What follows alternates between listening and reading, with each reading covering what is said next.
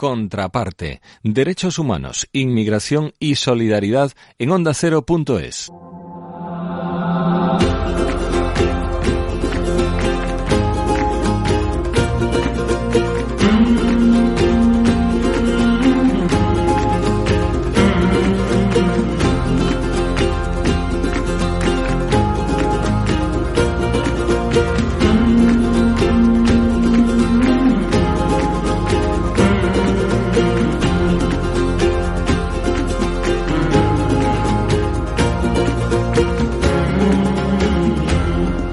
Saludos, bienvenido a la tozuda realidad.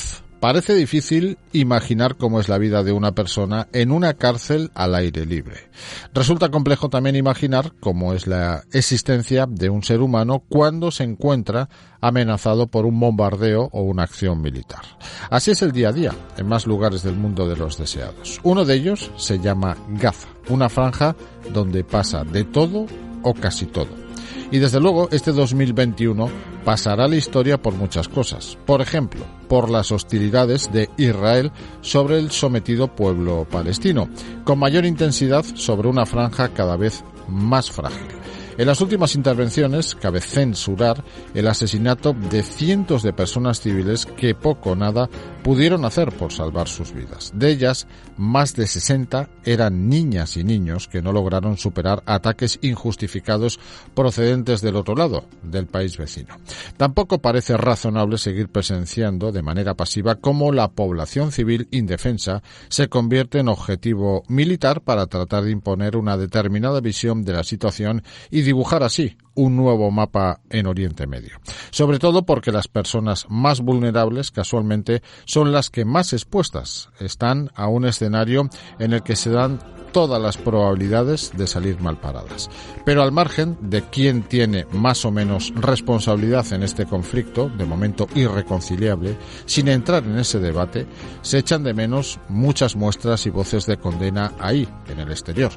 Las evidencias delatan que una parte incumple por sistema los derechos humanos, que lo hace sin consecuencia y con la mayor impunidad. Y no parece aceptable que ciertos estados condenen a la carta con rotundidad los mismos hechos cuando el autor responde a otro nombre diferente. Que nadie olvide que la infamia es igual de nociva en una latitud que otra.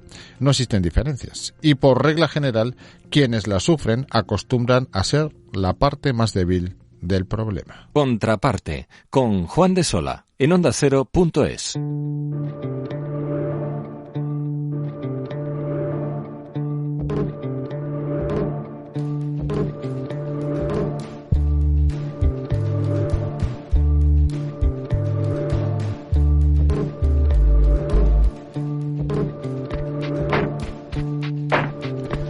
Seguimos dando pasos naturales en esta nueva edición de Contraparte y el siguiente es abrir la agenda y avanzar algunas de las temáticas que ya nos proporciona María Teijeiro. Hola. Hola a todas y todos. Hola Juan. Afrontamos un nuevo viaje por diferentes realidades. Palestina, Colombia y Nicaragua serán los destinos de nuestro recorrido de esta nueva edición de Contraparte. Comenzamos por la más que preocupante situación del pueblo palestino, un pueblo que sigue sometido a una situación de asfixia y sumido en una crisis humanitaria cada vez más aguda por las hostilidades procedentes de Israel.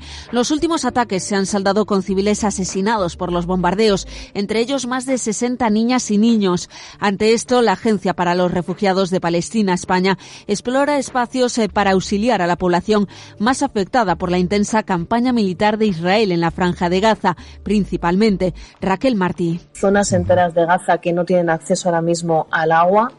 Se han también dañado y bombardeado 19 instalaciones médicas, hay como unos 40 sanitarios heridos, vehículos, ambulancias, que también una veintena de ellas han sido dañadas, 50 escuelas y guarderías y centros de formación profesional.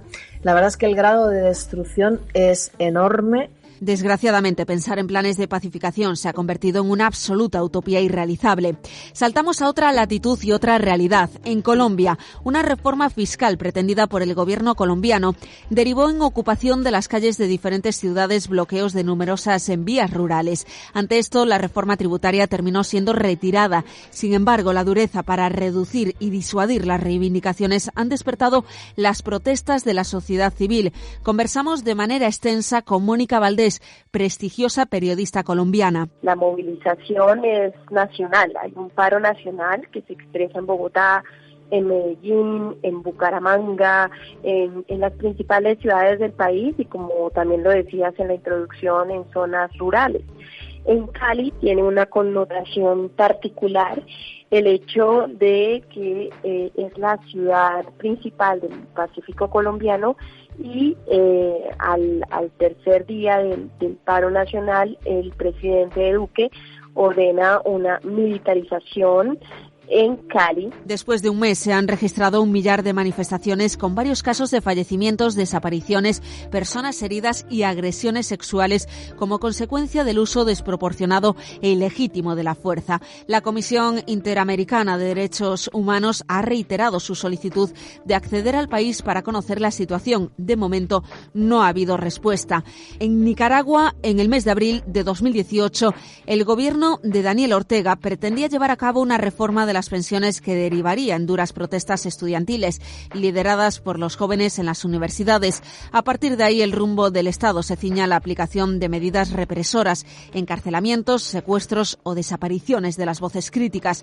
Muchos y muchas optan por la huida y el exilio. Ahora se ha publicado un documental titulado Nicaragua, Patria Libre para Vivir. Su autor es Daniel Rodríguez Moya, escritor y periodista español especializado en historia de Nicaragua del siglo XX. El contexto complicado muchas veces, porque llegar a esas personas que están escondidas, esas personas pues que están temiendo por su vida directamente, ¿no? Porque en muchos casos no se las buscaba simplemente para secuestrarla y llevarla a encarcelarla, ¿no? Sino directamente para matarla, para asesinarla, ¿no? Como las más de 350 personas que están documentadas que fueron asesinadas en esos días. Entonces es el contexto en el que se graba el documental. Durante un mes estuvimos en Nicaragua hasta que tuvimos que salir precipitadamente. Entre los destacados testimonios se encuentra el escritor y ex vicepresidente del gobierno de Nicaragua, Sergio Ramírez, el cantautor Carlos Mejía Godoy, la escritora Yoconda Belli, así como algunas figuras claves en las revueltas de 2018. Y al cierre no olvidamos nuestra tradición de buscar canciones con una importante carga de compromiso social. En esta ocasión recurrimos al siempre inmortal Antonio Vega. Aquí me detengo. En breve más temáticas. Hasta la próxima, todas y todos. Hasta luego, Juan. Gracias, María. Estas son algunas de las temáticas, de las partes que componen este puzzle que llamamos Contraparte. En breve. Llámame loco por ayudar a personas que no voy a conocer nunca. O por defender los derechos humanos de mujeres y hombres que acaban de perderlo todo. Llámame loco. Yo seguiré creyendo que una ciudad destruida por la guerra puede volver a ser un hogar. Llámame loco. Porque yo soy un loco de ACNUR.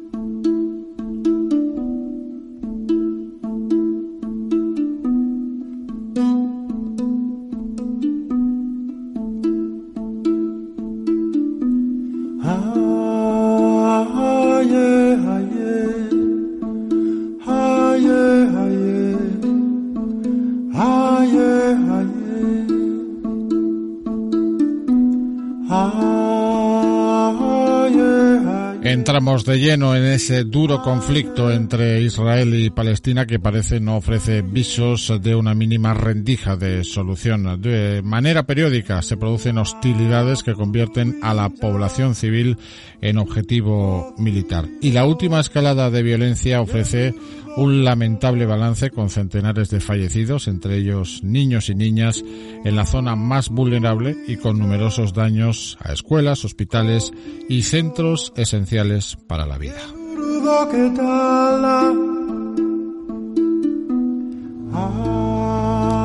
Conclusión, el pueblo palestino sigue sometido a una situación de asfixia y sumido en una crisis humanitaria cada vez más aguda. Por lo pronto, no se atisban planes de pacificación en medio de un contexto que castiga con excesiva dureza a seres humanos sin apenas capacidad de encontrar una alternativa.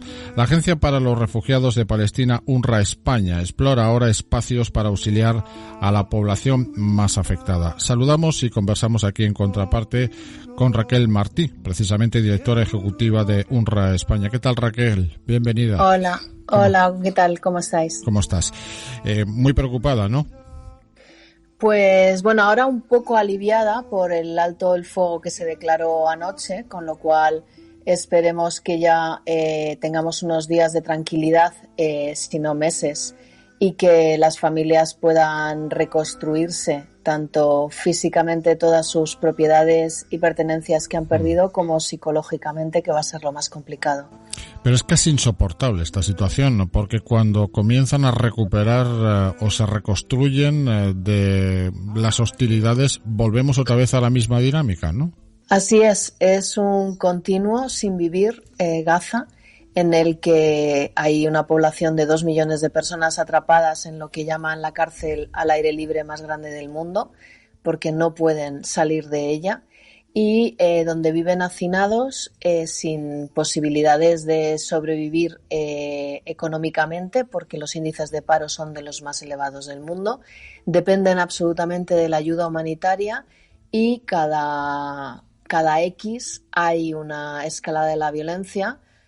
Muchas veces son de una envergadura que no llama la atención en los medios de comunicación, pero la violencia es algo constante, algo diario en Gaza. No solamente cuando vemos estas barbaridades que hemos sido testigos estos días, es que todos los días el ejército israelí hace incursiones militares dentro de Gaza, los drones o los aviones bombardean a lo mejor de forma muy quirúrgica, y los barcos que están apostados a escasas millas náuticas de las costas de Gaza disparan a los barcos pesqueros cuando se aproximan, con lo cual es constantemente una violencia y un acoso tremendo a la población palestina. Luego ocurren estas escaladas que hemos visto esta semana, donde el nivel de destrucción físico es brutal y donde el número de muertes, como comentaba, es muy elevado. Además han tocado centros, instituciones, estructuras esenciales para la vida, ¿no? En esta ocasión sí, ¿no? Bueno, ahora por fin vamos a poder hacer una evaluación de daños más detallada. Ahora mismo, además, tenemos que ver por qué carretera se puede transitar en Gaza para poder entrar primero la ayuda humanitaria y después distribuirla a las escuelas donde se encuentran las personas refugiadas. Pero lo que nos tememos es que la destrucción es elevadísima. Hace un día contábamos con más de 156 edificios que albergaban pues casi 700 hogares y comercios. Pero luego teníamos otras 500 casas severamente dañadas, otras 200 y pico con daños importantes y más de 6.000 con daños menores. Se ha destruido también la red de distribución eléctrica de Gaza, tiene daños enormes. La red de distribución de agua potable, hay zonas enteras de Gaza que no tienen acceso ahora mismo al agua. Se han también dañado y bombardeado 19 instalaciones médicas, hay como unos 40 sanitarios heridos, vehículos, ambulancias, que también una veintena de ellas han sido dañadas, 50 escuelas y guarderías y centros de formación profesional. La verdad es que el grado de destrucción es enorme y afortunadamente ahora vamos a poder evaluarlo para comenzar a diseñar un plan de reconstrucción.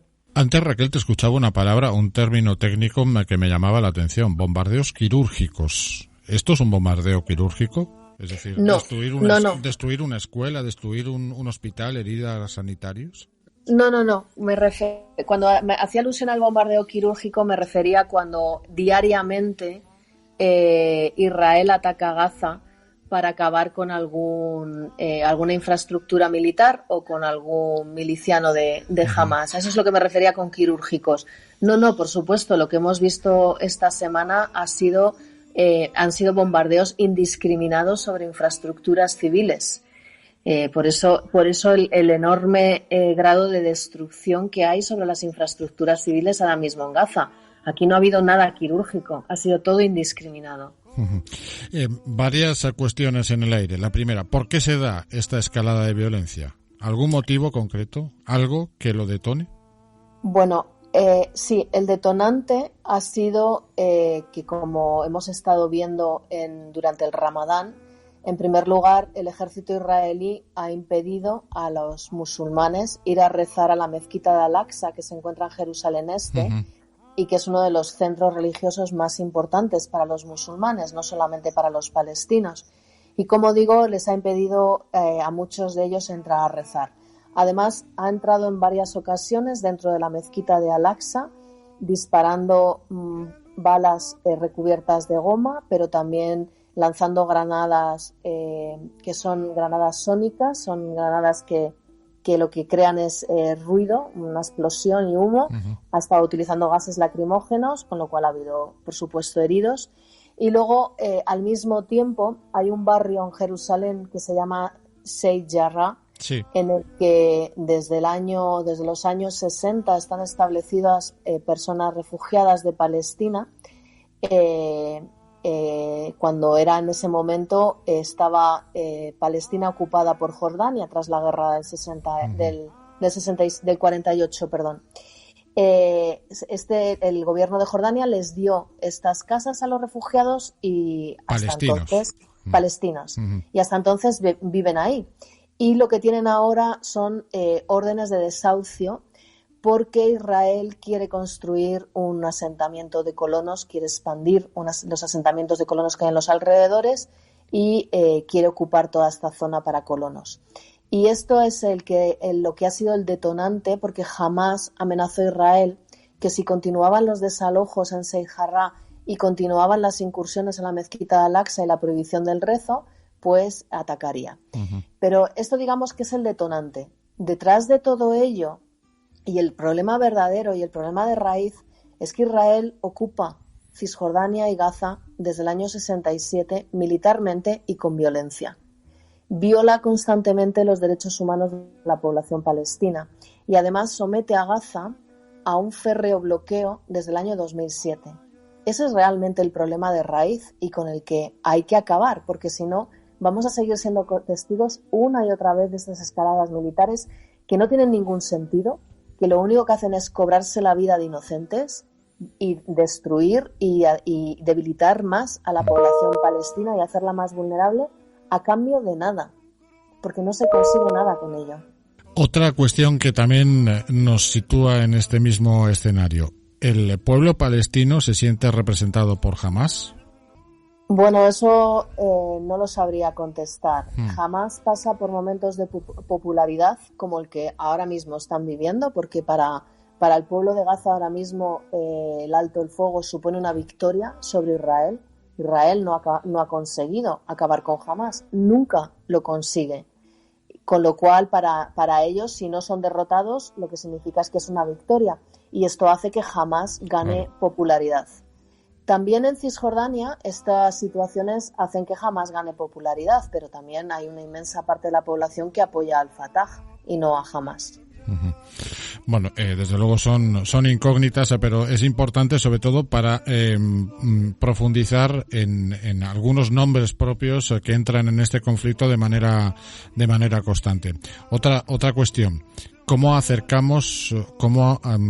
proporcionar esa ayuda humanitaria? Estáis desde UNRWA España explorando las vías, las fórmulas. ¿Qué opciones hay?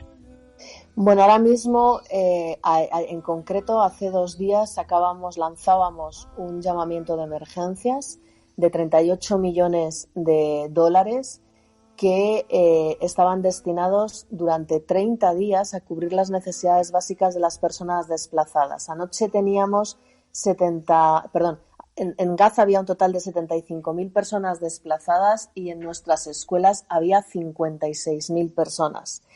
Y necesitamos alimentos para todas estas personas, necesitamos agua potable, necesitamos kits de supervivencia, pues como mantas, plásticos, lonas. Necesitamos también kits higiénicos y también kits de protección para la COVID. Pero también, importantísimo, necesitamos apoyo psicológico para todas estas personas que han perdido a sus familiares, que han resultado heridos, han perdido sus pertenencias y que han sufrido este trauma tan sumamente acusado con los bombardeos israelíes.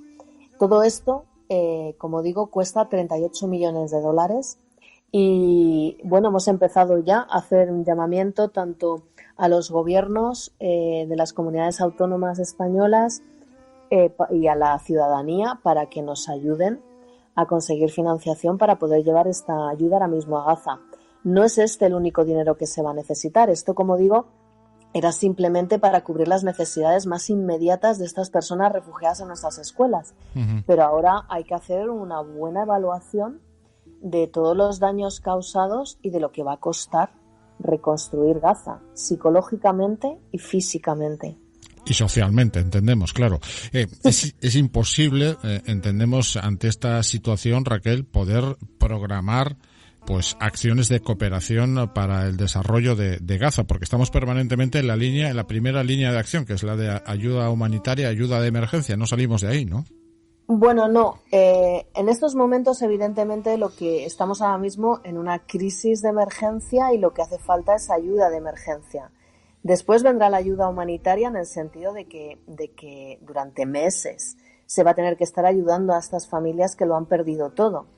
Pero luego, evidentemente, es necesario el desarrollo. Aunque estemos cíclicamente metidos en un bucle de destrucción, las personas necesitan seguir viviendo y necesitan trabajar y necesitan desarrollarse como seres humanos. Con lo cual, nosotros, una de las primeras cosas que vamos a hacer, tras evaluar los daños sufridos en nuestras escuelas y tras limpiar de posibles explosivos que hayan caído en nuestras escuelas, es abrirlas, porque ahora mismo lo más prioritario para nosotros es que los niños vuelvan a una situación lo más cercana a la normalidad, y para ello es necesario que vuelvan al cole.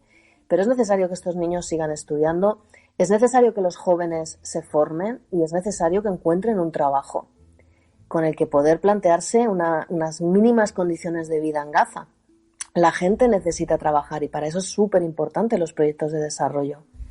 Sí, bueno, pero te decía que siempre estamos en el mismo embudo, ¿no? Que cuando la cooperación comienza a tener visibilidad y empieza a plasmarse y a implementarse, volvemos otra vez al punto de partida, a la casilla de inicio, especialmente por estas hostilidades. ¿Has estado en este tiempo de pandemia en Gaza? No se ha podido entrar porque Israel enseguida cerró todas las fronteras, las ha tenido cerradas durante muchísimo tiempo y ahora además es necesario estar vacunado para entrar, porque a Gaza se entra por Israel, a no ser evidentemente que intentes entrar por Egipto, pero por Egipto es todavía mucho más difícil y peligroso, con lo cual nosotros únicamente entramos por el cruce de Erez, que es el que controla Israel, y para ello hay que entrar primero en Israel, cruzar Cisjordania, cruzar Israel y llegar a Gaza. Y como digo, sin estar vacunados ahora mismo es imposible entrar. Sí, te hacía esta pregunta principalmente para saber cómo lo están llevando, ¿no? Porque con esta asfixia, con esta incapacidad de poder recibir ayuda humanitaria y además en medio de una pandemia, la situación se antoja desde luego muy crítica, ¿no? Muy crítica. Ahora lo que estamos inmensamente preocupados es que llevamos ya varios días, 3 o 4 días, sin que se puedan hacer PCRs dentro de Gaza, porque el laboratorio central donde se procesaban todas las PCRs ha sido destruido y ahora mismo no sabemos el grado de la incidencia de la pandemia dentro de Gaza. Antes de que empezara la ofensiva, teníamos una media de 1.000 personas diarias contagiadas. Estábamos en un pico elevadísimo de la pandemia y teníamos ocupadas el 57% de las camas hospitalarias dentro de Gaza con casos de COVID. Ahora mismo no sabemos en qué situación está y nos podemos imaginar que con 75.000 personas desplazadas y casi 60.000 de ellas en escuelas de UNRWA, pues el grado de contagio se tiene que haber disparado. Este es el escenario de la expansión de la pandemia. ¿Se estaba proporcionando antes de esta ofensiva se estaba administrando alguna vacuna? ¿Erais capaces de hacer llegar algún plan de inmunización a la población de Gaza? Sí, se había comenzado el Plan Nacional de Vacunación de la Autoridad Palestina, que está financiado por el COVAX, que es el Fondo de Naciones Unidas, que lo que permite este fondo es proporcionar vacunas para el 20% de la población únicamente. Este 20% de la población principalmente es los grupos prioritarios, que normalmente son para todos los países iguales: ancianos, sanitarios, educadores, policías, personas con enfermedades graves. Nosotros estamos en todos los planes nacionales de vacunación en Oriente Medio y nuestro objetivo este año, antes de que acabara, era haber vacunado a 1 millón de refugiados que cumplen estos requisitos. En Gaza, en total, a población refugiada y no refugiada, antes de la ofensiva, llevábamos unas 200.000 personas vacunadas, el 10% de la población. Y ahora mismo, evidentemente, durante todos estos días de ofensiva ha estado todo paralizado.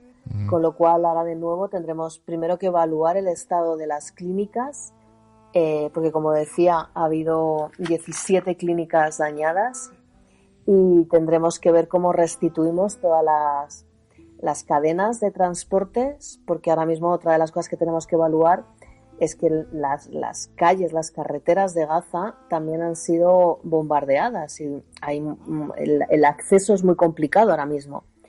Entonces vamos a tener que poner lo más rápido posible, retomar el tema de la vacunación, pero no sabemos cuándo vamos a poder empezar de nuevo. ¿Os teméis un bloqueo de Israel, que sea la segunda parte de esta ofensiva? Un bloqueo para la ayuda humanitaria, un bloqueo para también la distribución de material tan esencial como vacuna, PCRs, es decir, material sanitario.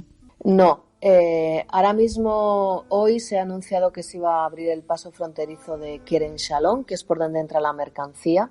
Nosotros tenemos ya 13 camiones preparados para entrar en Gaza en cuanto nos lo autoricen. No creemos que vaya a impedir la entrada de materiales. Lo que no sabemos todavía es las restricciones que va a imponer para la reconstrucción de Gaza en cuanto a los materiales de construcción.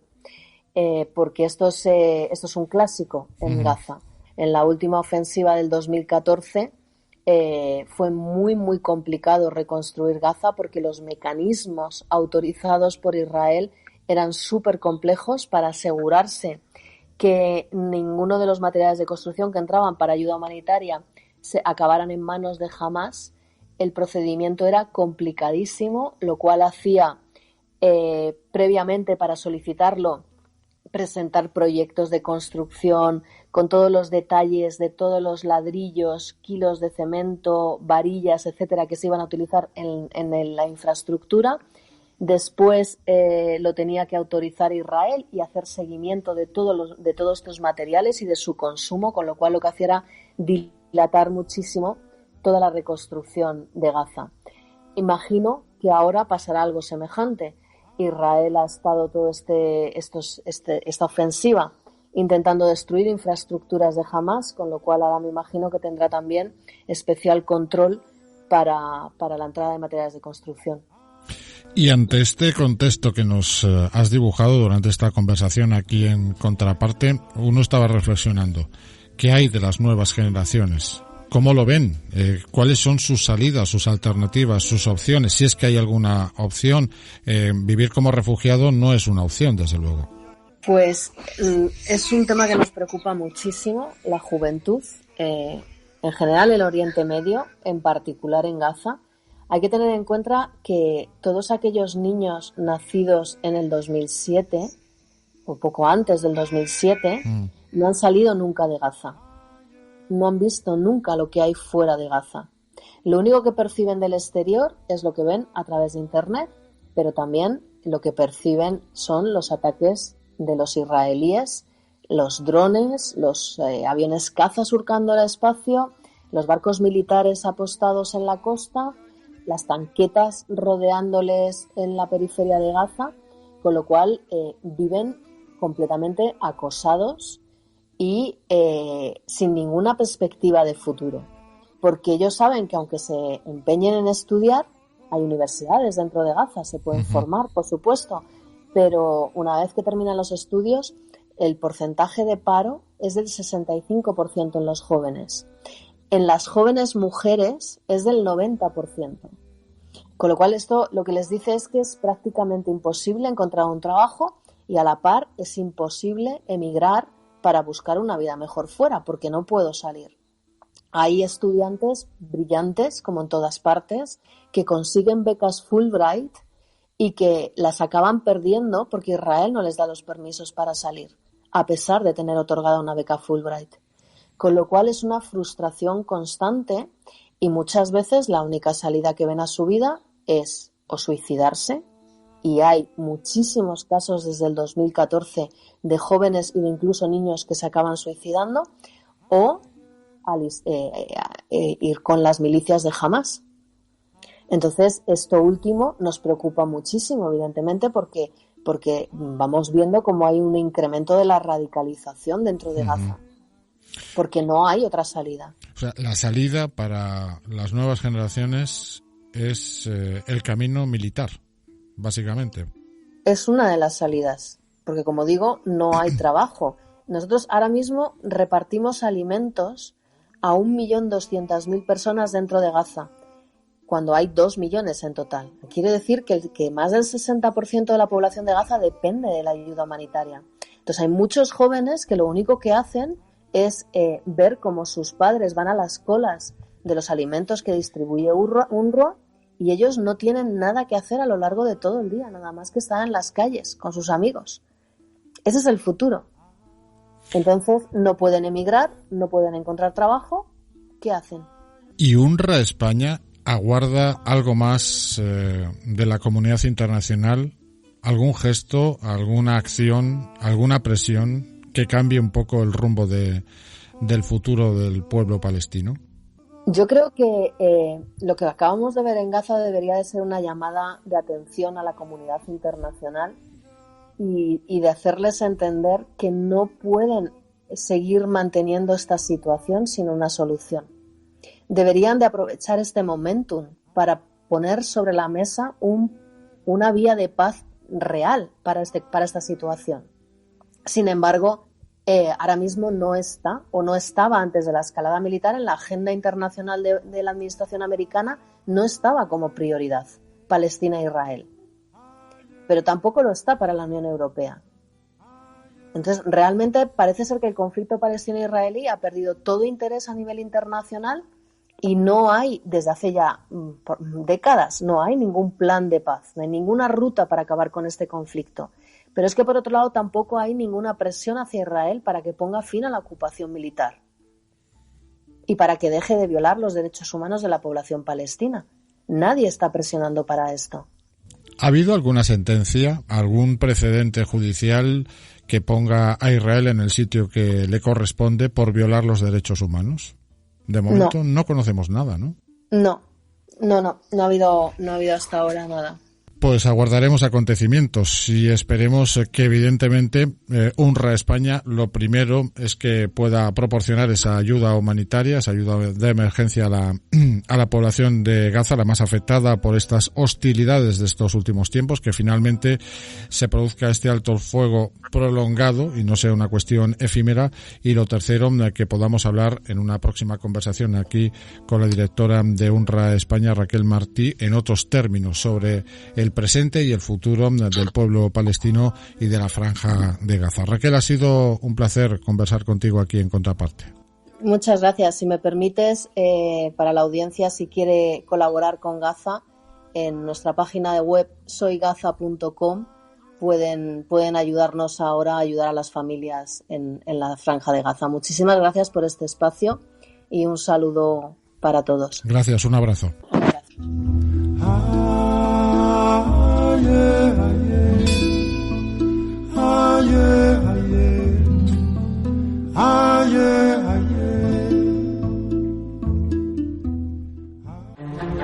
El ser humano está destruyendo los océanos.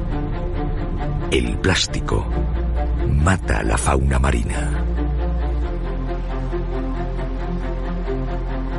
Las compañías petrolíferas están provocando catástrofes medioambientales.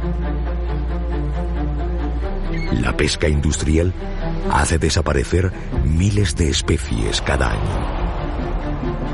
Envía un SMS con la palabra océanos al 28014 y únete a la campaña de Greenpeace para proteger los océanos. Greenpeace está trabajando para que en Naciones Unidas se firme un tratado global de protección de los océanos. Tú tienes un papel fundamental para conseguirlo. Sin océanos, no hay vida posible en el planeta. Envía un SMS con la palabra océanos al 28014. Necesitamos tu apoyo para proteger los océanos. Contraparte, con Juan de Sola, en ondacero.es.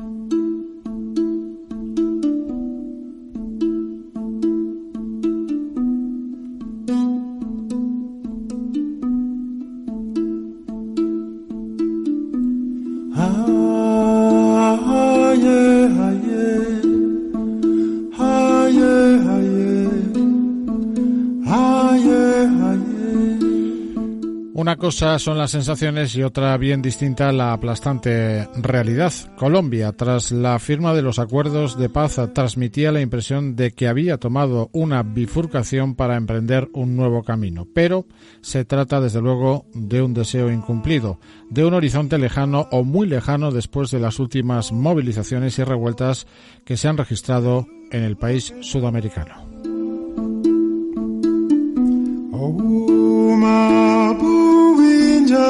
Una reforma fiscal pretendida por el gobierno de Colombia derivó en ocupación de calles de diferentes ciudades, bloqueos de numerosas vías rurales y todo empieza en la ciudad de Cali. Estoy marchando contra la brutalidad policial, a favor de los derechos a la manifestación pacífica en Colombia, en contra de los asesinatos de las víctimas en Cali y en Bogotá. Yo tengo alumnos que no desayunan en la casa, solamente desayunan con la merienda que se les da en la escuela, ¿ya? Y vuelve a haber una comida a las 4 o 5 de la tarde, ¿ya? Esa es la realidad de muchos colombianos. Sentimos que en Colombia estamos unidos y que podemos todos contra la corrupción. El virus no es el coronavirus, el virus es la corrupción de Colombia en este momento. Testimonios recogidos por Fran Press. Ante esto, la reforma tributaria terminó siendo retirada. Sin embargo, la dureza para reducir y disuadir las reivindicaciones, especialmente la del derecho a la protesta, elevó el tono social en una escalada de tensión que mantiene al país en un estado muy preocupante, en un nuevo callejón sin salida. La Comisión Interamericana de Derechos Humanos exige supervisar la situación de Colombia, una petición que no ha recibido la necesaria autorización. Insiste en que más de 1 millar de manifestaciones se habrían presentado, o más de un millar de manifestaciones habrían presentado casos de fallecimientos, desapariciones, personas heridas y agresiones sexuales como consecuencia del uso desproporcionado e ilegítimo de la fuerza. Bien, pues aterrizamos en esta compleja realidad, guiados ahora por la periodista colombiana Mónica Valdés. Mónica, ¿qué tal? Bienvenida. Muchas gracias, un gusto estar con ustedes. ¿Por qué arranca todo en Cali? Bueno, la verdad no arranca solo en Cali. En Cali se da, digamos, un movimiento mucho más fuerte. Se crean varios puntos de movilización, pero la movilización es nacional. Hay un paro nacional que se expresa en Bogotá, en Medellín, en Bucaramanga, en las principales ciudades del país y, como también lo decías en la introducción, en zonas rurales. En Cali tiene una connotación particular el hecho de que es la ciudad principal del Pacífico colombiano y al tercer día del paro nacional, el presidente Duque ordena una militarización en Cali. Particularmente ahí hay una cercanía con un puerto que comunica al país con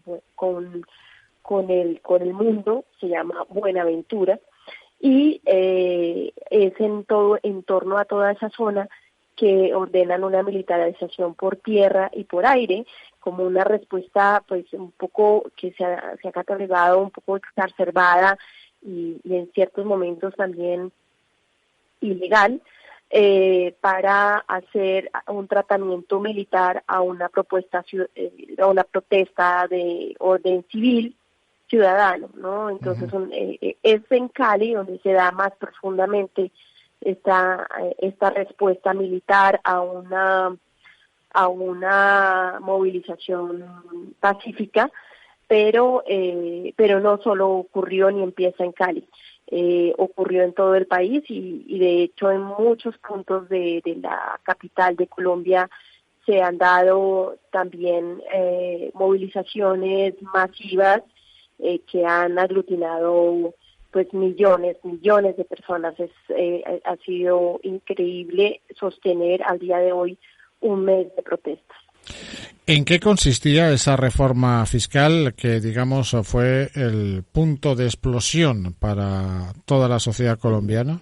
La propuesta de reforma tributaria que el gobierno de Duque presentó al Congreso, pues generó un sentimiento de descontento generalizado y en ese momento despertó pues muchas críticas, tanto de sectores de clases medias como de las más pobres, porque se estaba proponiendo impuestos a la canasta básica de los alimentos, a los servicios funerarios, pues en plena pandemia cuando se registran muertes diarias, impuestos a los servicios públicos, a las pensiones de los jubilados, al cine, al teatro, al deporte, digamos, que tocaba unos gravámenes cada vez mayores a una canasta básica, pero a la vez había muchas excepciones. Entonces, excepciones para los bancos, rebajas de impuestos anuales a los emporios económicos, a los grandes capitales, especialmente de industrias extractivas como de petróleo, el gas, la minería, y a las grandes corporaciones financieras unas grandes excepciones. Todo esto combinado con un rechazo a la corrupción institucional que además se hizo aún más evidente en tiempos de COVID-19, donde se evidenciaron casos de corrupción muy graves, y con una respuesta del gobierno nacional en donde proponía que todo un sobreendeudamiento del Estado para la compra, por ejemplo, de aviones de guerra, en momentos en que deberían estarse implementando acuerdos de paz. Entonces, todo esto fue liderado por un ministro de Hacienda que al hacerse pública su declaración de renta, estaba en ceros, o sea, no pagaba impuesto de declaración de renta. Y aparte estuvo siempre vinculado a los Panama Papers, que son, digamos, formas de buscar paraísos fiscales para justamente evadir.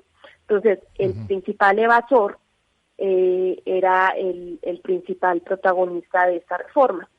Los ánimos se caldearon cuando una periodista muy afectuosa con el gobierno nacional, digamos, con poca independencia, le preguntaba en una conversación muy coloquial y pública en un live al ministro, bueno, ministro, ¿cuánto vale una canasta de huevos? Y el ministro de Hacienda no tenía idea de cuánto valía. Es decir, el insumo de donde él sacaba todas estas reformas estaban ni siquiera alejadas de la realidad cotidiana de la población colombiana. Eso caldeó mucho los ánimos y por supuesto fue el primer detonante de una protesta que ahora tiene una agenda mucho más amplia, pero que sin duda lo que más ha dicho durante todos estos días es se ha empobrecido por el COVID-19 un 42% de la población que estaba en clases medias y se pauperizaron y ni siquiera van a poder tener derecho a un huevo, ¿no? Entonces hay una gran respuesta por el hambre que hay y en las zonas de Cali, de las laderas, de las zonas periféricas, es donde se ha salido también en evidencia que estos jóvenes que han estado manteniendo las protestas dicen no tenemos nada que perder porque igual no tenemos estudio, no tenemos acceso al trabajo, no tenemos acceso a las 3 comidas diarias. Luego ahora que estamos aquí, que se han hecho ollas comunitarias, estamos comiendo más que cuando no estábamos movilizados. Una alerta muy grande frente a las inequidades que tiene Colombia. Parece que esta reforma fiscal compensaba esa reducción impositiva sobre las grandes corporaciones, sobre el capital, y lo cargaba sobre las clases medias y las clases pobres, ¿no? O las clases más empobrecidas del país. Más o menos esa era la balanza o la pretendida balanza, ¿no, Mónica? Sí, porque cuando subió Duque en el año 2019 hizo una primera reforma fiscal que lo que se dedicó fue a quitarle impuestos que ya pagaban los grandes capitales. Y ese hueco se hizo sentir mucho más en el 2020. Y ahora en el 2021, para compensar las excepciones que le hizo a las élites, lo quería cargar sobre la base social, que ya estaba, que no aguantaba un impuesto más. Fue simplemente la expresión de un desbalance y de una mirada muy desequilibrada de la sociedad, ¿no? Un desconocimiento muy profundo de la situación social, socioeconómica y de una perspectiva de Estado no protector, no equitativo, ¿no? Curiosamente, los testimonios, las imágenes que nos llegan, es que además estas protestas por esta reforma fiscal, entre otras cuestiones que han motivado toda esta convulsión de la sociedad colombiana, ponía caras y sobre todo se escuchaban amplificadas las voces de comunidades indígenas. ¿Cuál es el motivo? Bueno, las comunidades indígenas se han movilizado históricamente. Está muy cerca también de Cali, en un sector que se llama Cauca, en el macizo colombiano, en la cordillera de los Andes. Y lo que hizo es que la Guardia Indígena o la Minga Indígena, como se le llama a esta forma de organización comunitaria para la protección de la vida y la participación masiva, lo que hizo fue ir a acompañar a los jóvenes que estaban en estas zonas por los llamados de emergencia a la violación de los derechos humanos. Entonces, la agenda indígena no estaba en el tapete de negociaciones y reivindicaciones. Más bien, lo que hicieron fue un gesto de empatía con estos jóvenes que estaban haciendo llamados de emergencia frente a diferentes vulneraciones, por ejemplo, la violencia homicida, la violencia física, las detenciones arbitrarias, bastante agresión a los ojos de los chicos. Hay 46 víctimas al día de hoy por lesiones oculares, que les quitan los ojos, básicamente. Disparos de arma de fuego por parte de la policía y además violencias de género. En varios casos ya al día de hoy hay diferentes organismos de control y de organizaciones sociales que hablan de 22 víctimas de violencia sexual, exclusivamente denuncias cargadas a la fuerza pública. Entonces lo que hizo la Minga fue desplazarse, es decir, las comunidades indígenas en buses, en camionetas, a pie, acompañar a las personas que se estaban manifestando y hacer un cordón de protección comunitaria, que básicamente es una estrategia ancestral de acompañamiento comunitario. Son mujeres, son jóvenes, son viejos, son ancianos, que hacen un cordón humano para hacer un ejercicio de respuesta no violenta a estas afrentas. Tenemos entendido que Colombia es uno de los países que más invierte de su precio interior bruto en armamento militar, en compra en defensa, para ser concretos. Para el Ministerio de Defensa parece que hay un 3,5, si no me corriges, Mónica, un 3,5 del PIB, es decir, es un dato abultado para un presupuesto general de un Estado como el de Colombia y como el de cualquier otro Estado. ¿Y por qué se opta en estas movilizaciones y en estas revueltas sociales ante este planteamiento de esta reforma fiscal por hacer uso de esos recursos? ¿Por qué el gobierno de Iván Duque actúa de esta manera, con esta contundencia, con esta virulencia, sabiendo que evidentemente la respuesta y sobre todo la proyección exterior iba a ser de que el gobierno o el Estado colombiano estaba maltratando a su pueblo? Mira, eso requiere un análisis antropológico, sociopolítico muy profundo, que no tengo los suficientes elementos para hacerlo, pero podría dar algunas explicaciones, compartirte algunos de los análisis que se vienen circulando.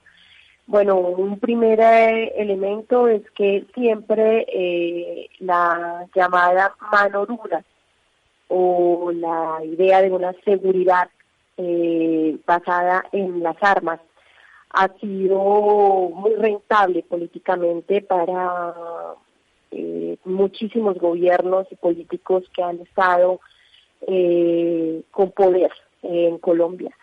Y frente a al desprestigio y al descontento generalizado, y esa posición es muy rentable también para la polarización. Es decir, es evadir la discusión de la política pública con balas para dar una idea de estamos protegiéndonos a una amenaza. Entonces, esto se basa en una doctrina muy antigua que fue muy rentable también frente a la aparición de las guerrillas del enemigo interno.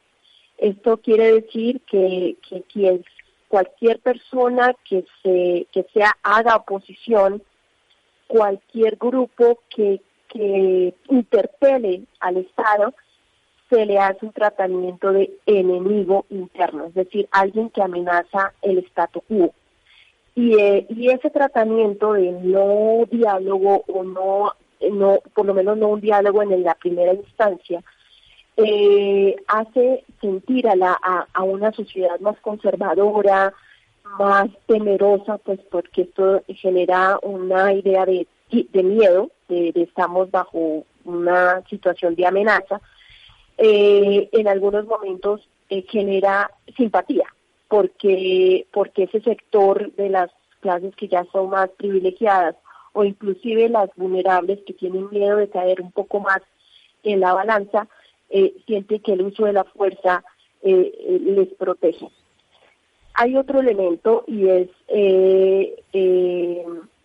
la incapacidad, ¿no?, de enfrentar la agenda, una agenda que está más dada por un pliego de peticiones, un pliego de emergencia que han presentado los diferentes miembros del Comité de Paro, que habla de hacer una intervención del Estado desde las políticas públicas al sistema de salud, a la formalización laboral, a renta básica de emergencia, y toda esa agenda queda apabullada por el ruido que pueden hacer las balas, ¿no?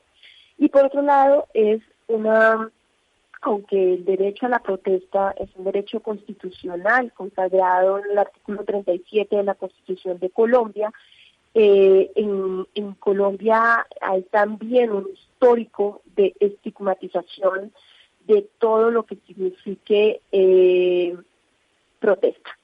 Entonces se estigmatiza con diferentes palabras. Por ejemplo, hay una narrativa desde esos son vándalos que están en la calle, son gente desocupada y vaga, o simplemente es gente que desestabilizadora. Entonces no hablan, por ejemplo, de barricadas, sino de bloqueos. No hablan de manifestantes o marchantes, sino de vándalos. Entonces todo esto tiene de por medio a una policía que no tiene una formación desde la perspectiva cívica, sino militarista, porque durante mucho tiempo fue entrenada deshumanizando a ese enemigo que era la guerrilla y traslada ese concepto a la población que hace resistencia o de alguna manera se opone al gobierno.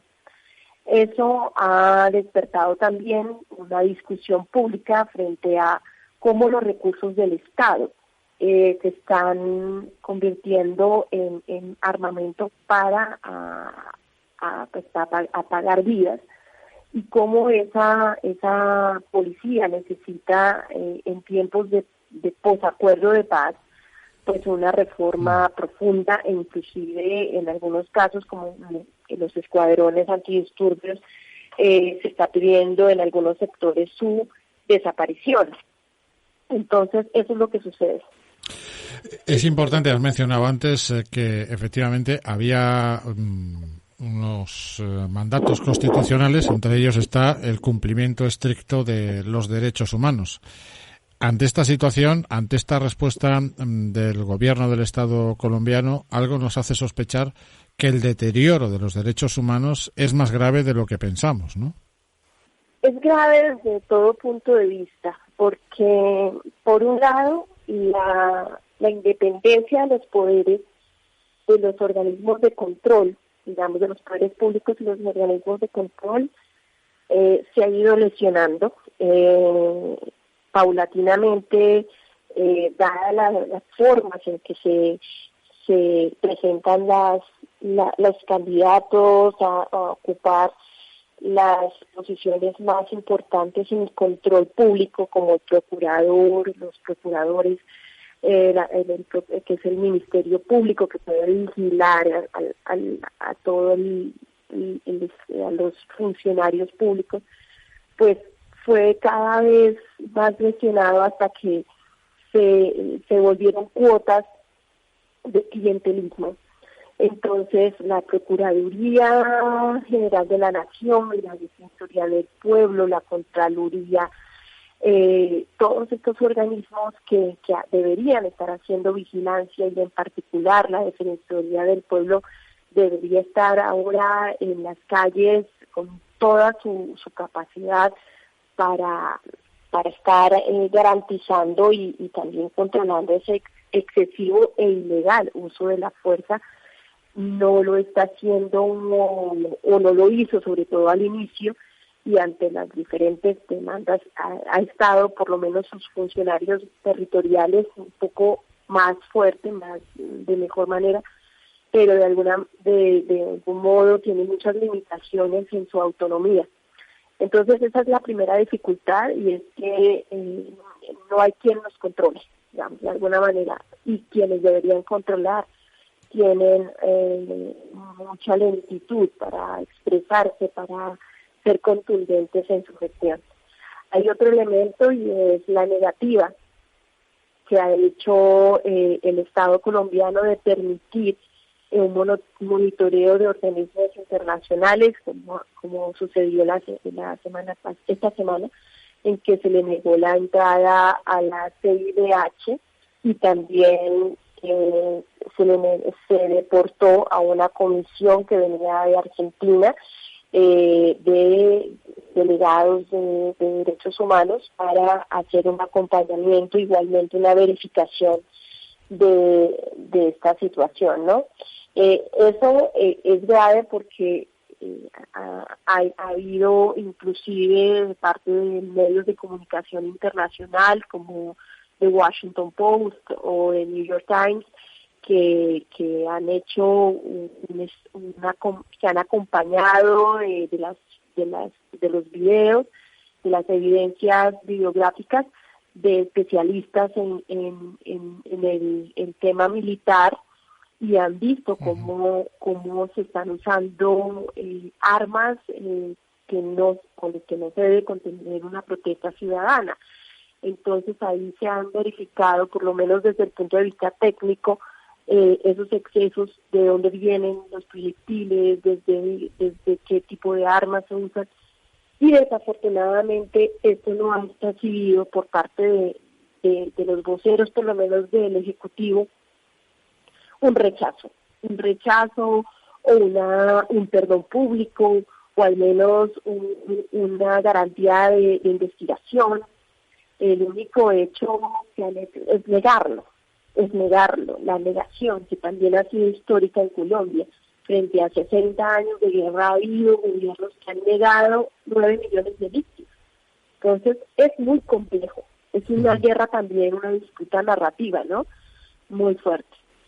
Mencionabas antes derechos humanos, excesos por parte del comportamiento del Estado con respecto al uso de los recursos militares y policiales. Hay una cuestión que también nos preocupa, y es comprobamos que hay una regresión en la lucha contra la violencia machista, es decir, en materia de igualdad, porque en estas revueltas también ha habido una reivindicación, y es que se busque a los culpables de esos excesos. No les vamos a llamar excesos, sino les vamos a llamar directamente agresiones o violaciones. Por lo tanto, es violencia sexual contra las mujeres, aprovechando toda esta serie de revueltas.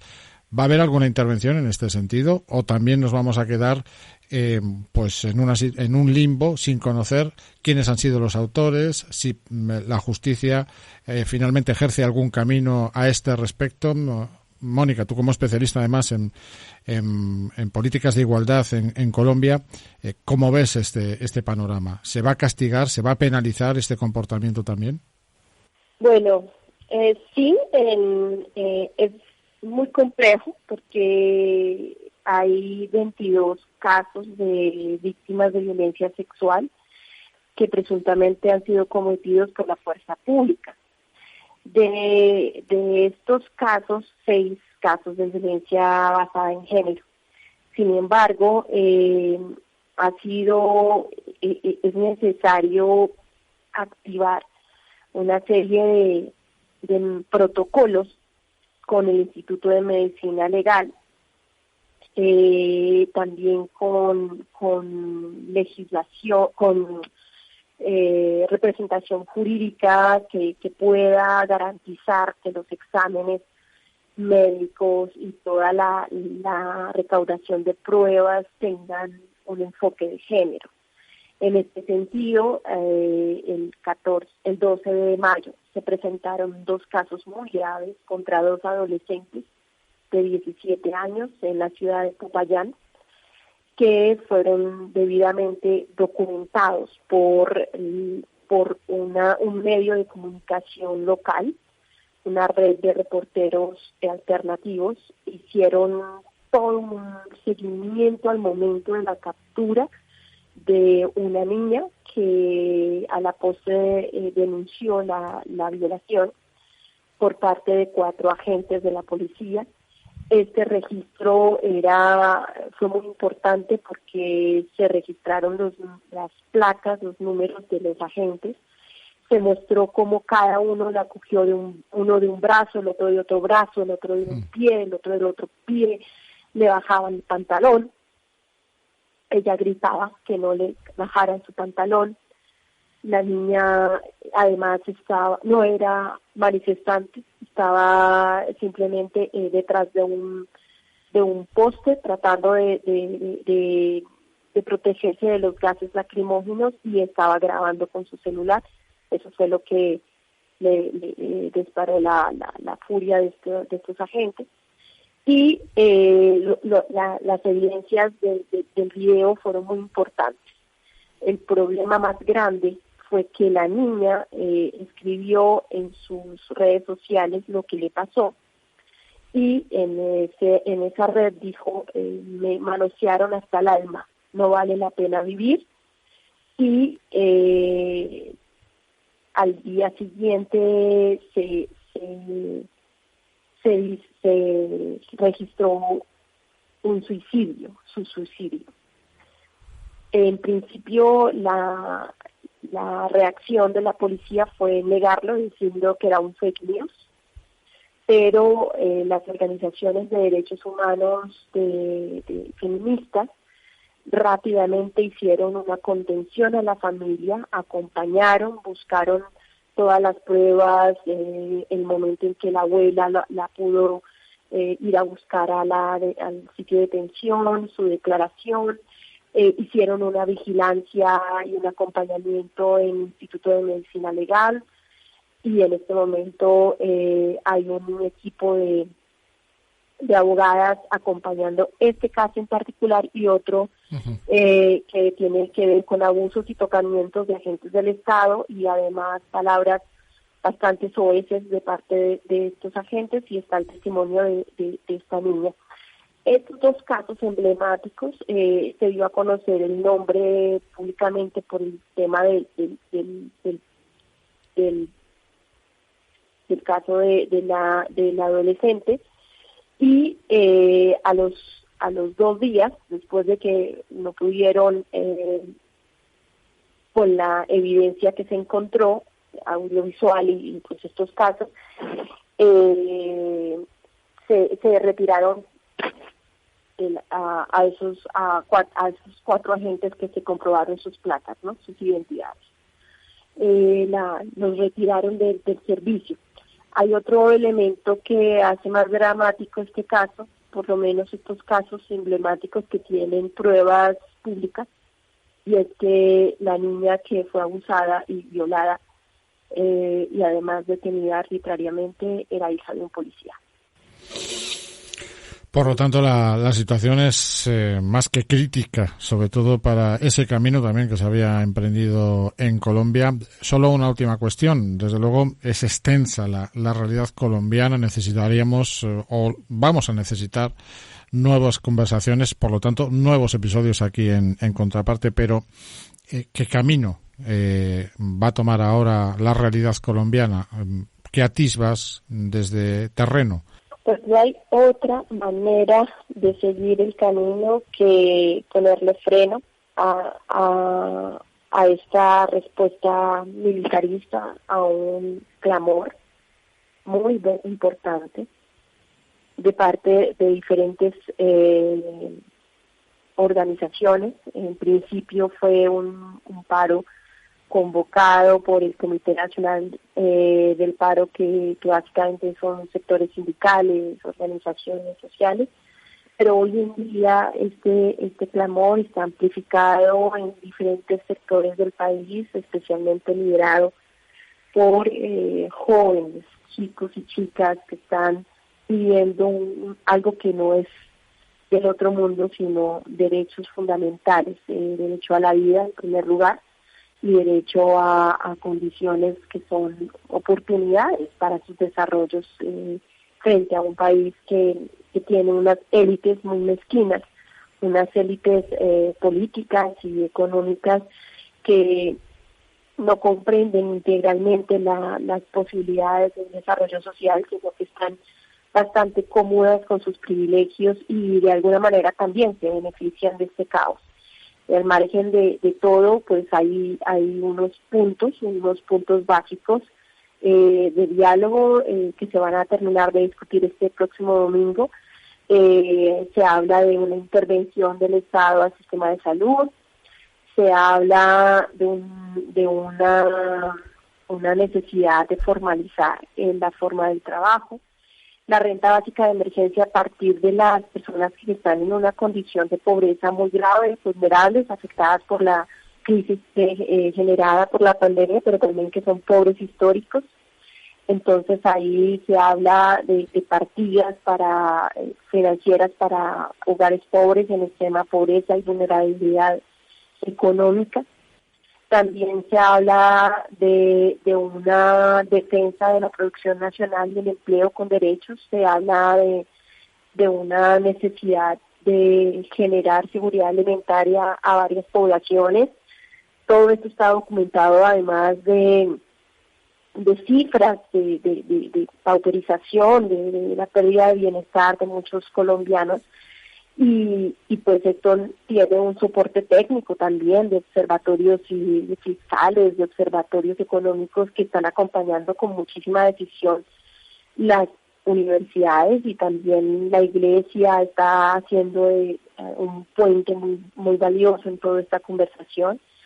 El sector educativo pues está en muchas crisis, se está hablando de la necesidad de fortalecer el sistema educativo público. En el sector educativo, usted para estudiar en una universidad pública tiene que pagar, no es gratuito. Y además hay muy pocos cupos en términos de educación técnica, tecnológica y universitaria, pero también en los cupos de educación básica, primaria y secundaria. Es una deficiencia enorme que además se pierden muchos recursos por cuenta de la corrupción. Y por otro lado también ha salido como parte de la agenda de género, pues todo un tema importante de acciones diferenciadas y específicas para garantizar los derechos de las mujeres y las diversidades sexuales de la población. Por último, pues también se ha pedido un tema de fiscal, ¿no? De cómo se va a resolver el hueco fiscal que se generó por este desequilibrio tributario y toda la necesidad de replantear esos recursos del Estado para atender estas peticiones, gravando a los que tienen de pronto mayor acceso a oportunidades económicas y tienen que ser los que más puedan pagar y financiar esta renta básica que se ha propuesto. Pues una buena colección de retos que tiene por delante la sociedad colombiana, que es ni más ni menos que revertir, es decir, dar un giro de 180 grados a lo que pretendía el gobierno de Iván Duque. Seguiremos en contacto, seguiremos conociendo la realidad colombiana en futuras conversaciones con este referente del periodismo colombiano. Mónica Valdés, gracias, ha sido un placer esta ventana abierta, corriente de aire fresco que hemos escuchado aquí en Contraparte. Un abrazo. Un abrazo, muchas gracias por el interés y este apoyo que informativo también ayuda a salvar vidas, porque pone en evidencia también la importancia de proteger los derechos humanos de la población colombiana.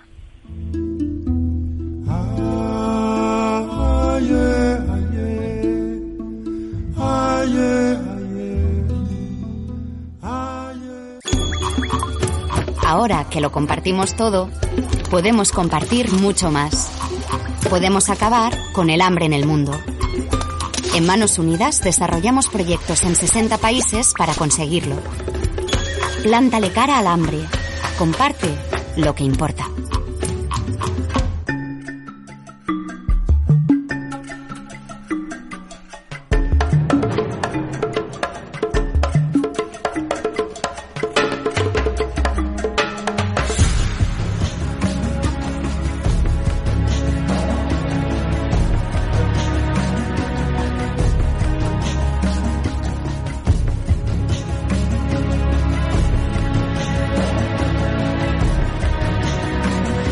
Las coordenadas y el contexto es sencillo, no tiene pérdida. Nicaragua, año 2018. El presidente Daniel Ortega y Rosario Murillo pasan por los mayores apuros de su historia. Una insurrección sin precedentes desde 1979 pone al borde del abismo al gobierno del país centroamericano.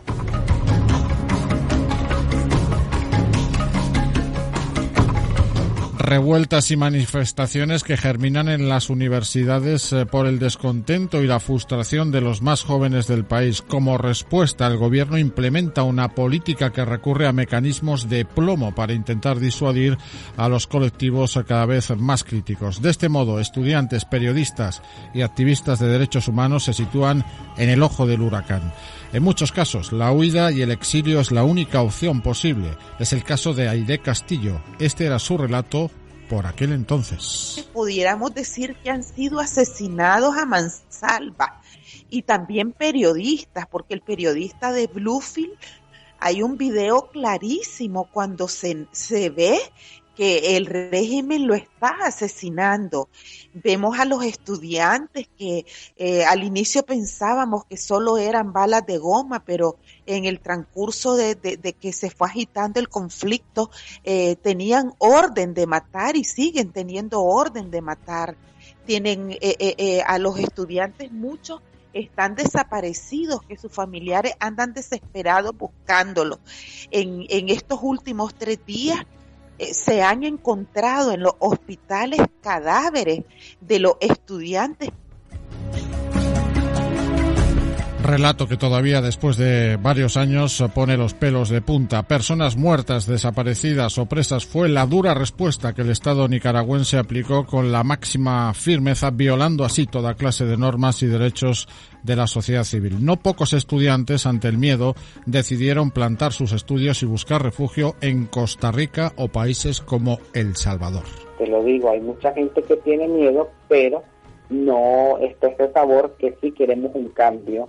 Pero no hay nadie de parte de los partidos políticos que han querido meter en esto y se ha rechazado. Ha habido un rotundo rechazo por parte de los jóvenes y de la sociedad que esto no se partidarice.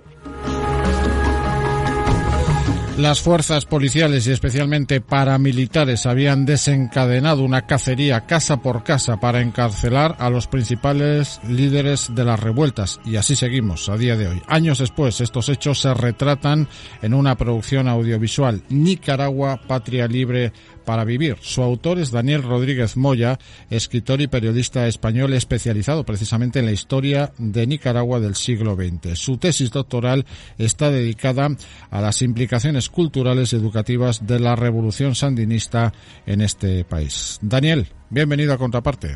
Muchísimas gracias. Bueno, la introducción pone los pelos de punta, ¿eh? Sí, una introducción muy certera. Resumen pues perfecto de lo que comenzó a suceder en Nicaragua en abril de 2018 y que se extiende hasta nuestros días, ¿no?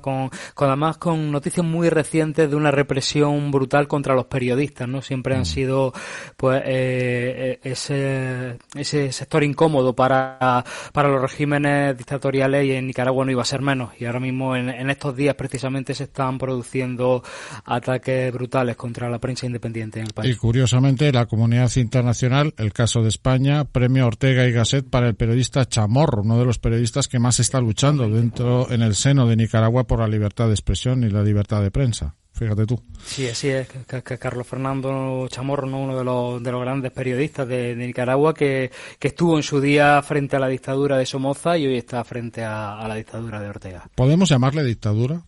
Sí, abiertamente. No hay espacios democráticos, no hay garantías civiles en el país, están prohibidas las manifestaciones, eso se llama dictadura.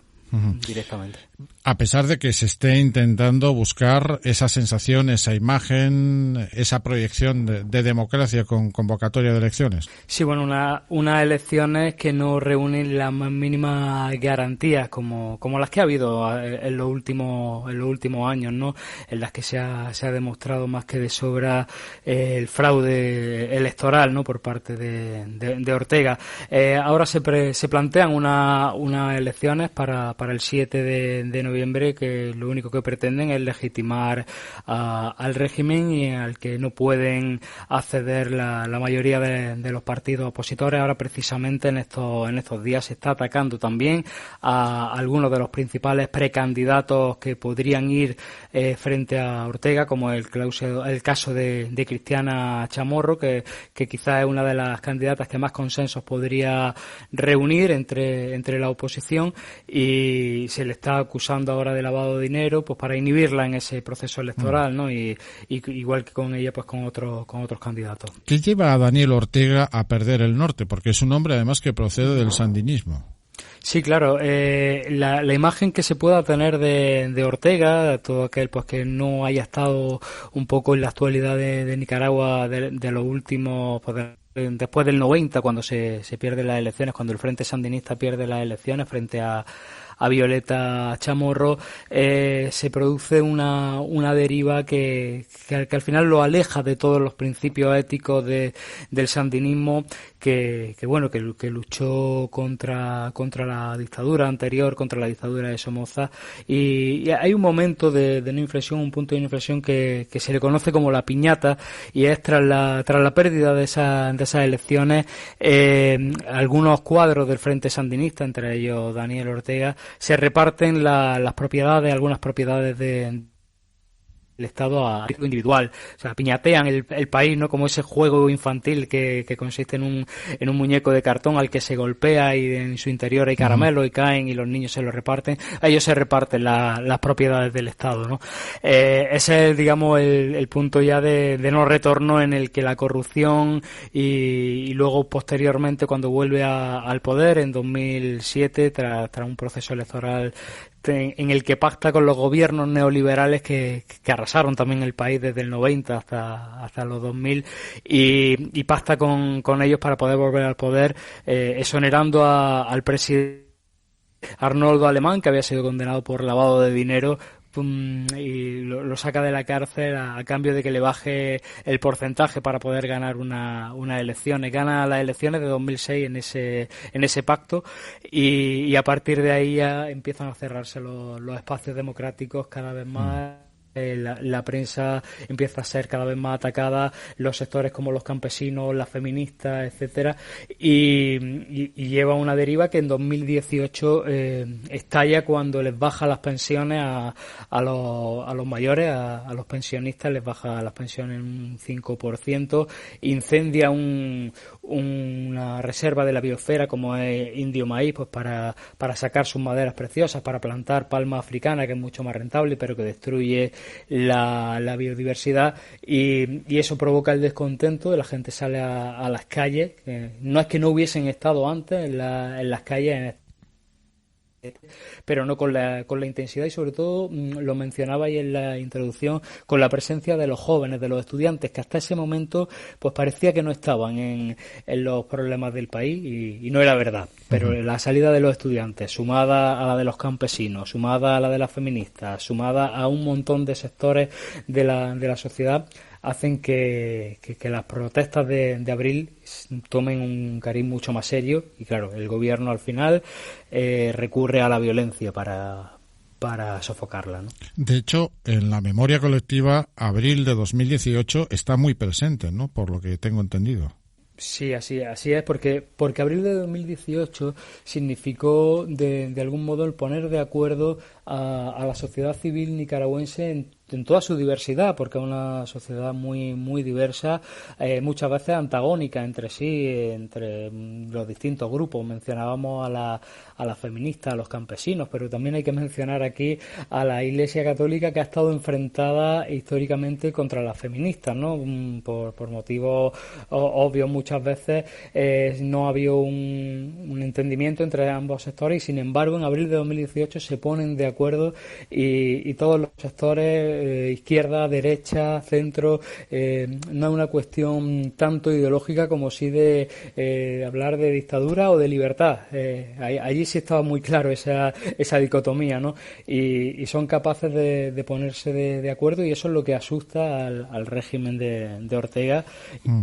Como mencionaba ahí antes, y van con todo. Este documental, Nicaragua, Patria Libre para Vivir, parte de 2018, hace primero una retrospectiva de cómo se llega a la Nicaragua de 2018, donde todo cambia o donde muchas cosas cambian. Daniel. Sí, claro. El documental trata de primero explicar algunas claves que hagan entender el por qué Nicaragua llega a esta situación. Hay que tener en cuenta que, sobre todo para un público quizá desde España y de otros países que no ha seguido muy al tanto de la historia del país, de la evolución del país en los últimos años, pueda quedar todavía ese mito romántico de la revolución sandinista, sí, de la que ya no queda lamentablemente nada. La revolución sandinista se acabó hace muchos años y no quedan ni las cenizas de aquello. Los antiguos héroes, como el caso de Ortega, algunos de ellos se convirtieron en los villanos de ahora. Las víctimas pasaron a ser los verdugos. Y el documental siempre sobrevuela sobre el documental esos paralelos con sandinista, ¿no? Y claro, de hecho participan en él muchos de los que fueron personajes muy importantes en aquel momento, como el ex vicepresidente del gobierno Sergio Ramírez, o Ernesto Cardenal, que aparte de ser el grandísimo poeta que fue ministro el primer gobierno sandinista, ministro de Cultura, y ellos van dándonos esas claves de cómo se llega a esta situación, ¿no? Y eso siempre sobrevuela en todo el documental, además, claro, de los protagonistas actuales, ¿no? De esos jóvenes que han salido a las calles, que son perseguidos, muchos de ellos ahora en el exilio, de esos campesinos, de esas feministas, de ese sector de la Iglesia Católica pues más progresista también. O sea, aparecen muchos de los sectores que son protagonistas, ¿no? De la rebelión de 2018. ¿Cuándo lo grabas? ¿Te permiten grabar? ¿Qué dificultades has tenido? Porque algunos ya no podemos entrar en el país. Sí, el documental se graba en 2018 en agosto, en el mes de agosto, que llevábamos ya 4 meses de represión y en ese momento se está produciendo una operación por parte del gobierno que se le llama Casa por Casa, en el que se está yendo en busca de los principales líderes de los distintos sectores. Bueno, lo que se está haciendo ahora también, ¿no? Lo que se está haciendo ahora. Sí, pero en aquel momento de una manera intensísima, hay pues una caza al hombre y a la mujer directamente, en el que las fuerzas en las calles, las policías están en las calles buscando a todas esas personas que en la mayoría de los casos todavía no han logrado salir del país al exilio. Luego, después de que se grabara el documental, a las pocas semanas muchos de los protagonistas o salieron al exilio o fueron secuestrados directamente por los paramilitares, ¿no? Y en ese contexto entramos al país no como periodistas, un camarógrafo y yo, y conseguimos entrar vía terrestre. O sea, no había posibilidad de hacerlo por el aeropuerto como periodistas acreditados, porque no iban a permitir, como no se estaba permitiendo a nadie en ese contexto entrar al país, y lo que decidimos es hacerlo de la misma manera en la que están viviendo las personas a las que queremos acceder, y es desde la clandestinidad. Es imposible filmar un documental de estas características a plena luz del día y de lo que se estaba haciendo, ¿no? Entonces es el contexto complicado muchas veces, porque llegar a esas personas que están escondidas, esas personas pues que están temiendo por su vida directamente, ¿no? Porque en muchos casos no se las buscaba simplemente para secuestrarlas y llevarlas a encarcelarlas, ¿no? Sino directamente para matarlas, para asesinarlas, ¿no? Como las más de 350 personas que están documentadas que fueron asesinadas en esos días. Entonces es el contexto en el que se graba el documental. Durante un mes estuvimos en Nicaragua, hasta que tuvimos que salir precipitadamente un poquito antes de lo que teníamos previsto, porque recibimos el aviso de que habíamos sido detectados y que estaban buscándonos y que debíamos abandonar el país, lo cual nos permitió estar también un tiempo con el que no contábamos en Costa Rica para documentar la otra parte de este drama, que es la del exilio. Son más de 100.000 los exiliados en todo el mundo de nicaragüenses, de los cuales 87.000 están en Costa Rica. O sea, una presión migratoria terrible, dificilísima de gestionar para Costa Rica, que tradicionalmente ha sido un pueblo muy, muy generoso con los nicaragüenses, pero que les desborda, ¿no? Completamente. Hay muchísimos testimonios que comprobamos, recopila este documental Nicaragua, Patria Libre para Vivir, como mencionas. Bueno, pues el ex vicepresidente y escritor Sergio Ramírez, el cantautor, el reconocido cantautor Carlos Mejía Godoy, pero me quiero centrar en uno porque tiene una vinculación muy particular con Centroamérica, y es la figura de Silvio Báez, que en su momento se le consideraba el Monseñor Romero del Salvador, ¿no? ¿Qué te cuenta? Porque además el Papa Francisco finalmente lo retira, yo creo que por motivos, no sé exactamente los motivos, pero entiendo que uno de ellos por seguridad, ¿no? Sí, bueno, Silvio Báez, que es el obispo auxiliar de Managua, es el ejemplo de esa otra iglesia que existe especialmente en América Latina, sí, que sigue apostando por esa opción preferencial por los pobres, ¿no? Que se vino a llamar la teología de la liberación. De algún modo resucita Silvio Báez, un obispo que estuvo desde el primer momento al lado de los jóvenes, al lado de los campesinos, al lado de la gente que estaba protestando contra Ortega, arriesgando su vida, o sea, abiertamente. Hacían la comparativa con Monseñor Romero y creo que no hay comparativa más acertada. Cuando tuve la oportunidad de estar con él en Nicaragua, tuve esa impresión de que estaba lo más cerca que iba a estar en mi vida de una persona santa, no en el sentido quizás religioso, ¿no? de la humano. Religiosa, pero sí humana, ¿no? En ese sentido, de una persona realmente comprometida con las causas sociales y en algún modo con lo que viene a decir el evangelio original, ¿no? Tan pervertido a lo largo de la historia luego, ¿no? Y es una persona que realmente se ha implicado a límites pues que le han puesto muy en peligro.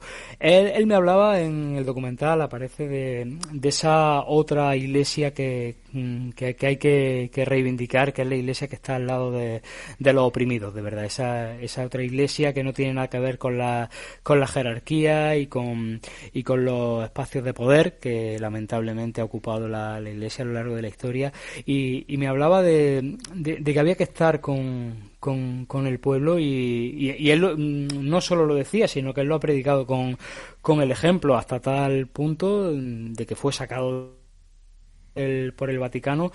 Primero se vendió que era por motivos de seguridad, que la Iglesia no quería otro mártir en América Latina, y es verdad que su vida ha estado muy muy amenazada, ha recibido muchísimas amenazas de muerte, y después se vio también ahí una especie de pacto de manera tácita entre el gobierno sandinista o orteguista, mejor dicho, y el Vaticano, para calmar un poco la agua, y con la salida de Silvio Báez pues se relajara un poco la situación, ¿no?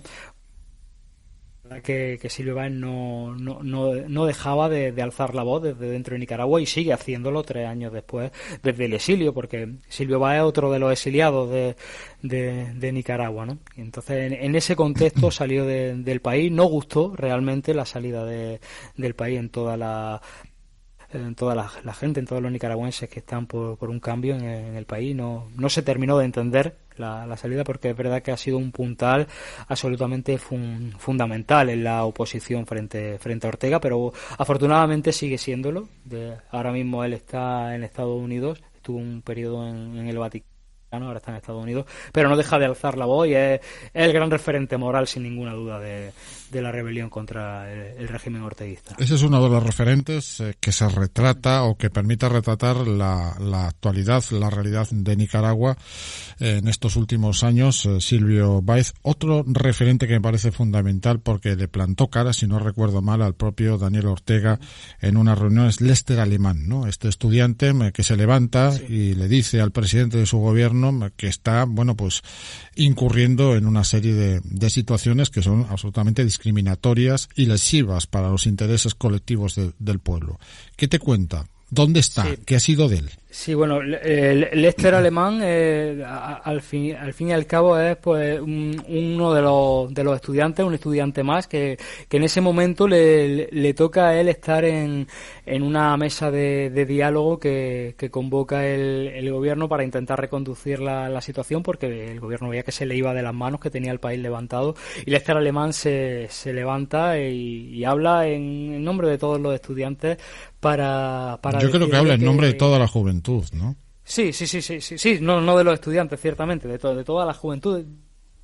Más allá, o sea, habla en nombre de toda Nicaragua, ¿no? De la Nicaragua que está cansada de la represión y de tantos años de corrupción, de represión y de dictadura de facto ya en ese momento, ¿no? Y él le canta las verdades del barquero, ¿no? En una imagen para todo el mundo. Yo creo que para horror del régimen, que no esperaba que eso sucediera allí, y le dice: no estamos aquí para negociar otra cosa que no sea su salida, usted tiene que irse, usted ha asesinado a la gente y usted pues tiene que salir. Y entonces de algún modo esa figura visible, es cierto que se hace muy popular en esos días, pues por decirle a Ortega a la cara lo que toda Nicaragua quería decirle en ese momento, y representa eso. Lester ahora mismo volvió a Nicaragua, salió al exilio y volvió a Nicaragua, y está en los procesos complicados, porque hay unos procesos muy complicados en la oposición ahora mismo, pues para conseguir una unidad frente a Ortega, y está en ese contexto, ¿no? Él ahora mismo, con muchísimos más estudiantes. Pero creo que es importante no mitificar figuras como pueda ser en este caso el de Lester, o incluso hace un momento hablábamos de Silvio Báez, sino que estamos hablando de un proceso mucho más colectivo, ¿no? que de personas concretas que por circunstancias pues en un momento les toca estar en un momento y se convierten en la figura visible, ¿no? Pero esto es un proceso mucho más colectivo, ¿no? que el de figuras concretas. Tampoco quería olvidarme de analizar un poco cuál es la situación del movimiento del campesino, de la campesina, el movimiento del campesinado, ¿no? Que tanta fuerza tiene en Nicaragua. ¿En qué situación está? Porque también está casi a la intemperie, ¿no? Sobre todo para proteger a sus principales referentes. Efectivamente, los campesinos han sido fundamentales en todo esto, porque además su lucha no viene de ahora. O sea, la lucha de los campesinos es muy anterior a 2018 y se hace visible sobre todo cuando Ortega vende a bombo y platillo un proyecto terrible de destrucción de la biodiversidad del país, como es el canal, ¿no? Que quería crear un canal interoceánico el famoso canal que él había pactado con un chino, que nadie sabía el nombre de ese chino. Exactamente. Ajá. Exactamente, resucita la vieja idea del canal, porque todo el mundo sabe, ¿no? Que el canal de Panamá, pues originario agua, y resucita esa idea, le vende el proyecto a un chino, a un empresario chino, al que autoriza a través de una ley poder expropiarle los terrenos a los campesinos, y eso provoca que los campesinos, y sobre todo liderados por una mujer poderosísima, una campesina, doña Chica Ramírez, que se ha convertido en otro de los referentes morales y éticos, y que además es un referente que aguanta a pesar del paso del tiempo sin haberse vendido, ¿no? a ningún otro tipo de interés. Ella vive en Costa Rica, exiliada. Se la pudimos entrevistar en Nicaragua en los momentos antes semanas antes de que tuviera que salir al exilio, porque fue además una de las personas a las que más se persiguió, porque Ortega sabía de la importancia de doña Chica para que de algún modo fuera ese referente para todos los demás movimientos, y fueron a matarla. O sea, ella estaba totalmente perseguida y salió del país a las poquitas semanas de poder entrevistarla a nosotros. Ella vive en Costa Rica ahora mismo, sigue trabajando en el campo, sigue luchando por esa Nicaragua libre, y para mí desde luego es una de las figuras que representan más esa ansia de una lucha cívica, de una lucha moral y ética que viene de lo más humilde, ¿no? Que al final es lo más sincero de un país, y para mí es uno de los personajes que sin duda señalan más, representan más la Nicaragua que está de los ciclos de violencia, de los ciclos que no dejan de minar al país, de salir de una dictadura para entrar en otra, y esa fuerza además por su condición de mujer también. Las mujeres están siendo las protagonistas sin ninguna duda, ¿no? de esta lucha, ¿no? También de ese deseo de salir de esas dinámicas patriarcales, ¿no? que también han sumido al país y a Centroamérica en general, ¿no? A lo largo de la historia. Sí, Centroamérica, que está pasando por momentos críticos, porque no solo Nicaragua, sino hay cambios también en otros países del entorno que no pintan, desde luego, a corto o medio plazo no pintan nada bien. El caso de El Salvador, que tiene ahora mismo un presidente las derivas autoritarias que empieza a tomar Bukele, ¿no? Por ejemplo. Sospechas sobre lo que pueda llegar en el país vecino. Pero quería hacer un paralelismo con respecto al título de este audiovisual, este documental que firma Daniel Rodríguez Moya, Nicaragua, patria libre para vivir. Suena utópico, suena a sueño, un sueño que tú crees que se podrá convertir en realidad para ellos y para ellas. Creo Creo que se están poniendo los espartos para ello.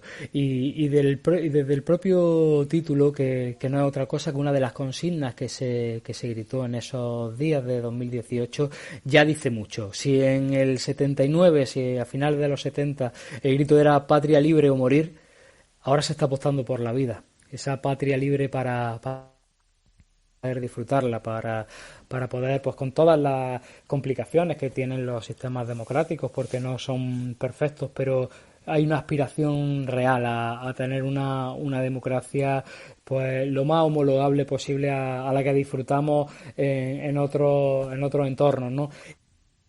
Se ha conseguido generar una sociedad civil consciente de ello, una sociedad civil que no apuesta por la vía armada, que era la más recurrente siempre en países como Nicaragua, y creo que la ansia de libertad son tales y el deseo de hacer, a pesar de la represión, es tan poderoso y tan fuerte que creo que esta vez es posible llegar a ciertos niveles de democracia en el país y despertar de la pesadilla de esta dictadura y que sea la última dictadura que padece Nicaragua. Creo que a pesar de lo difícil y de lo complicado que se ve a corto plazo, pero sinceramente te digo que creo que se va a poder lograr.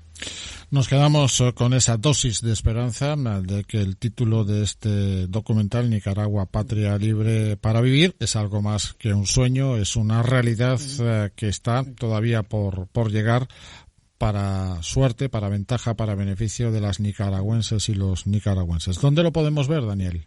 Estamos en una gira, inmersos ahora mismo en una gira que nos está llevando por todo el país, por aquí en España, para presentarlo, que empezó en abril en Madrid, y hemos recorrido ya bastantes ciudades. Ahora vamos a Barcelona y esperemos poder retomar un proyecto que teníamos también de llevar la película a Estados Unidos y a otros lugares de Europa, y que se paralizó con la pandemia, porque la película se estrenó en París una semana antes de que se cerrara el mundo prácticamente. Uh-huh. Y había muchos proyectos de poder llevar la película, porque proyectar la película no es solamente verla, sino que el debate que se genera posteriormente, ¿no? en diversos ámbitos, la incidencia en medios de comunicación, que creo que es importante para que se hable, puesto que es un paisito del que apenas se habla y del que apenas importa a veces para los medios. Por eso te quiero agradecer especialmente el interés que estáis demostrando y el espacio que nos estáis dando, ¿no? Y en algún momento la película estará disponible online también, ¿no? Ahora mismo no lo está, pero yo espero que para final de año sí que pueda estar.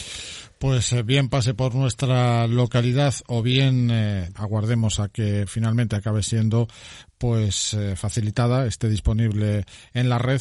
Podremos disfrutar de esta bocanada de historia de Nicaragua, Patria Libre para Vivir, una pieza fundamental para la producción audiovisual que nos cuenta y nos relata los últimos tiempos de este país de Centroamérica, que lleva la autoría de Daniel Rodríguez. Daniel, gracias, ha sido un placer. Muchísimas gracias a ti.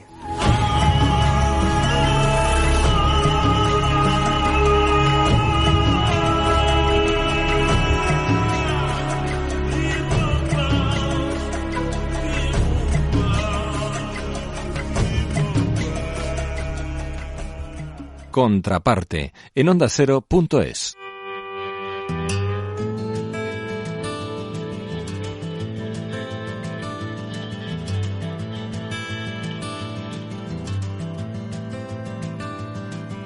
Nacido en la frontera entre lo que hay dentro y lo que ves por fuera, pisa cada pie su propia tierra. A un lado el hoy, a otro un ayer cualquiera.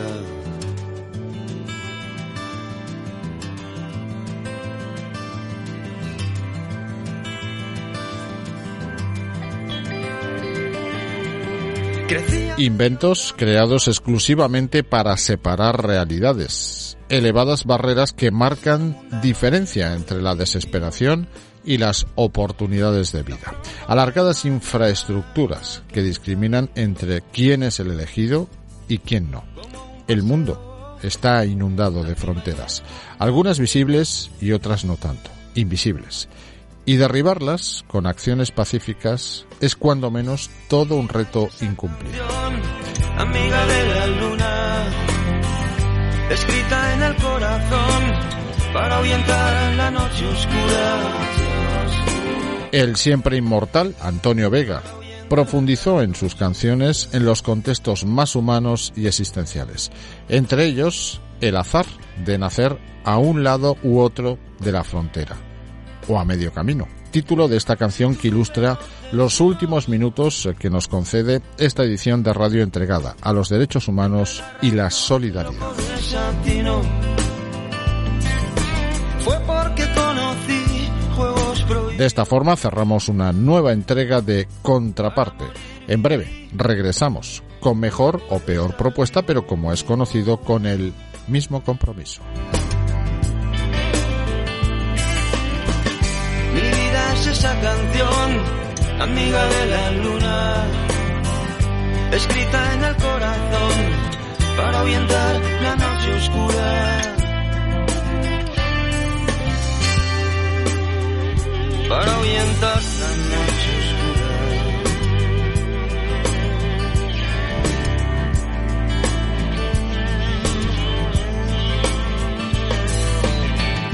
Mi vida es esa canción, amiga de la luna, escrita en el corazón para ahuyentar la noche oscura.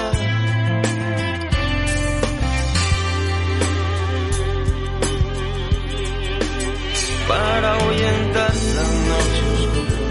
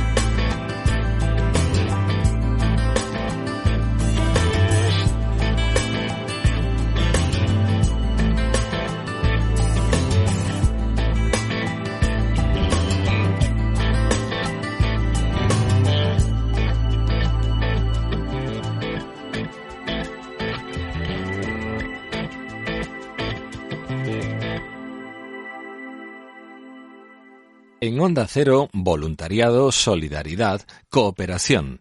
Contraparte en ondacero.es.